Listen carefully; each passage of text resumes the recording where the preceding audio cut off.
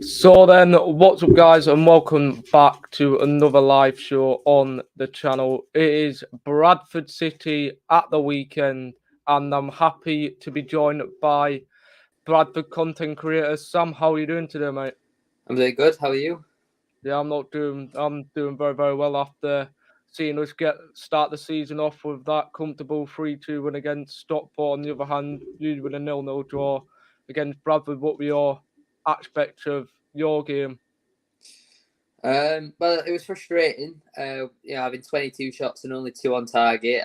Feel like we didn't really test the keeper enough. We had 80% of the ball, but didn't really do much with it. But we're going to need to find a way to break them sort of teams down, because a lot of teams will come to Valley Parade this season and play how they did. They'll play for a point and time waste, run the clock down. So we've got to find a way of breaking it down, because we really did struggle. We were just aimlessly putting crosses into the box and they were just clearing it. It was really frustrating. The referee didn't help. I don't understand how somebody who can put in a tackle that breaks someone's leg in 2 different places can only be a yellow card. The referee was abysmal. But can't really make excuses when you have 22 shots and only 2 on target.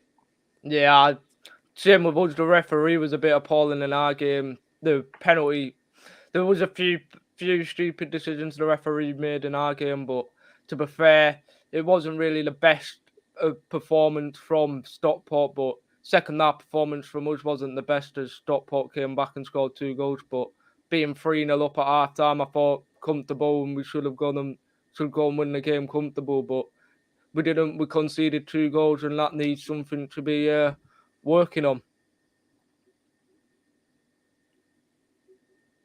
Do you want me to speak about the Barrow game? Not really, but what would be your sort of thing that to look out for? Well, what do Barrow fans need to look out for Bradford coming into this game? Well, I think whether we're at home or away, we'll probably have a lot of the ball. We'll dominate it. We'll try play out from the back and build up. But if we've not got that penetrative edge, then probably not a lot. We'll put a lot of crosses into the box. That Verdane Olive, obviously a very good player, won incredible amount of aerial duels over the last few seasons. If he plays, I think he'll give Canavan and maybe George Ray, if them two do play, he will give them a little bit of a tough time. But I know that obviously under Pete Wild, Barrow have been pretty decent. I do rate Pete Wild as a manager. Maybe if Harry Chapman plays, he's a very good winger at this level. He'll be, cause your fullback a little bit of a nightmare. He can play on the left wing or on the right. Lee Angle as well offers you something a little bit different. Like, we've got some very good players. I just think we didn't have that clinical edge against Doncaster. So I wouldn't really say there's anyone stand out. I just think as a squad, we've got some very, very good players for this level. Yeah, probably. The last standout player in the last season, probably Andy Cook, scoring the 2 goals. Well, scoring goals against us at the at Holker Street. Do you think he'll get a chance again to return back to Holker Street? Well, he loves a goal against his former club. I think Tranmere were the only one of his former clubs that he didn't score against last season. I actually thought he would have played that game against Doncaster. Verdane Oliver, I think he barely managed 90 minutes in pre-season. He only played maybe 30 minutes and 60 minutes. And I was quite surprised to see that Andy Cook was dropped. I do think Andy Cook is a good player at this level. I do think he will score goals. He's come back in pre-season. He looks a lot slimmer. He looks a lot sharper. But I can only really see him playing Verdane Oliver if he's played him against Doncaster. I can only really see him playing Verdane Oliver. He might play if we go 2 up front and maybe Lee Angle out on the left, but I think he's probably 3rd choice striker at the moment. It probably does boost his chance that Cian Harrott got sent off against Doncaster after the full-time whistle. So it's another striker that he's not competing with, but I think he might come on off the bench if we need a goal with maybe half an hour, 20 minutes to go, but I don't think he'll start, to be honest. Yeah, let's get a few comments up then on the stream. Welcome in to the stream. Welcome in, Roy, and welcome into the stream, Lewis. How are we all doing? But now let's move on to what are your expectations for the season? Then probably promotion, looking like it from from Bradford's point of view, probably would be promotion for you this season. Do you agree with what I've just said there?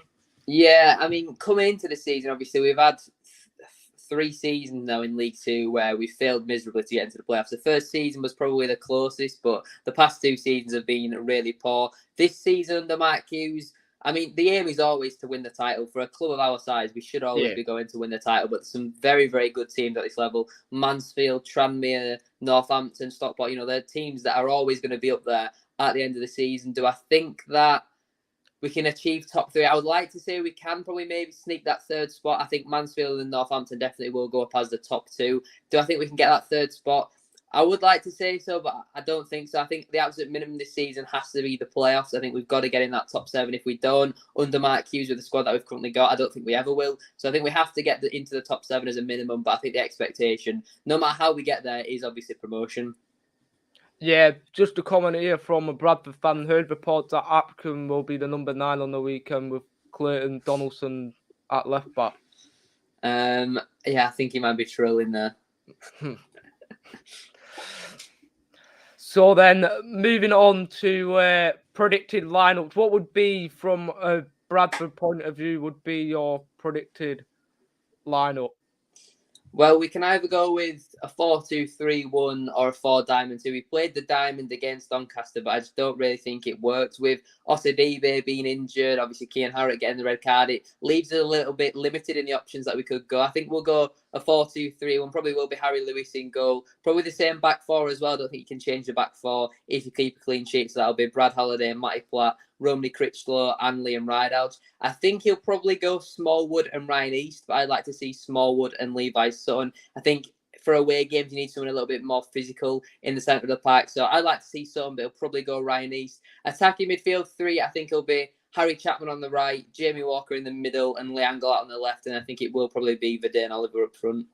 Yeah, for my predicted lineup that I've gone for, is I'm just going to put it up on the screen from Barrow's point of view. I've gone with Farman in goal, Brough, Ray, Canavan and Warren. Maybe McLean could keep his position at right back with Brough being out ill.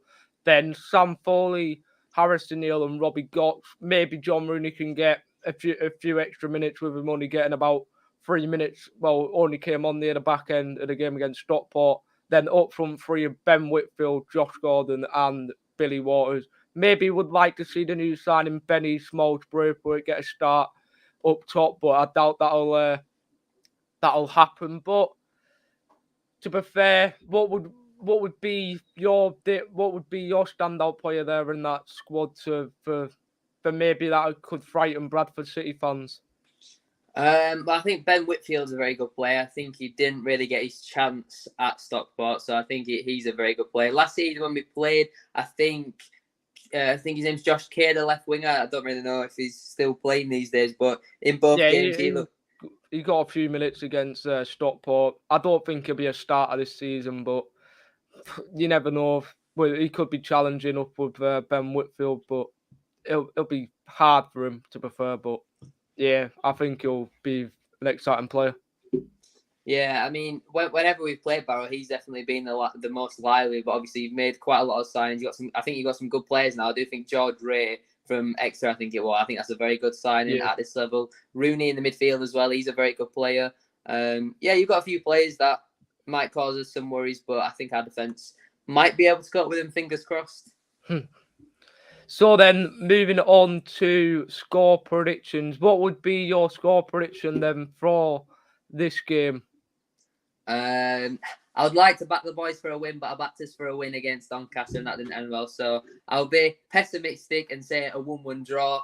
I would like to win. I think when you've drawn against Doncaster, we probably need to win this game. Because if you open your first 2 games of the season with 2 draws, it's not ideal. But I'll say a 1-1 draw. I'll go Billy Waters to score for Barrow, and I'll go with Andy Cook to score for Bradford City. Well, then, my score prediction, then, I've gone with a 2-1 win to the Bluebirds. I think with us having the win against Stockport, it's going to give us a bit more confidence going into the game and being more optimistic and try and push towards getting 6 points out of this 2 opening games of the season.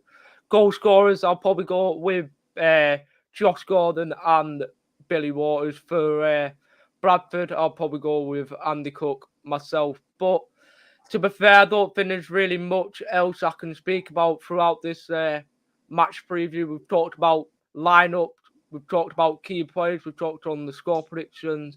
But it's been an absolute pleasure to have you on, Sam. I've also left your channel link in the description of the video, so anyone in the chat, please go and subscribe to Sam. Also subscribe to myself, as we're on the road towards the 500 mark. But it's been an absolute pleasure to have you on, Sam, and good luck for Saturday. Well, thank you very much for having me on. I won't wish you too much luck for Saturday, but good luck for the rest of the season as well. Yeah, cheers.